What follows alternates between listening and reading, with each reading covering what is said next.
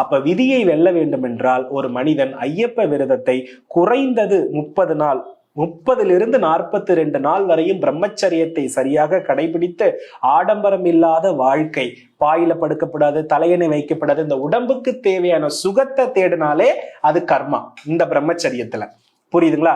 உடம்புக்கு வலி அப்படின்றது என்ன பண்ணணும்னா இருந்துகிட்டே இருக்கணும். நம்ம வாழ்வியல் முறையில தரையில தான் படுக்கணும். தரையில தான் சில நபர்கள் சாப்பிடுவாங்க. தட்டை கூட என்ன பண்ண மாட்டாங்கன்னா யூஸ் பண்ண மாட்டாங்க, செப்பல் போட மாட்டாங்க. இது எல்லாமே ஆனா இன்னைக்கு எல்லாமே சம்பாதிக்கிறதுன்ற நிர்பந்தம் வந்ததுனால இஷ்டத்துக்கு மாத்துறாங்க. ஆனா அன்னைக்கு புலி வந்தது, யானை வந்தது, எல்லா விலங்குகளும் வந்து அந்த விரதத்தினுடைய தவ வலிமையினால அந்த தேஜஸால எந்த விலங்குகளையுமே அவங்க பக்கத்திலேயே வரல. இன்னைக்கு நிறைய விபத்துகள் நடக்குது இல்லையா?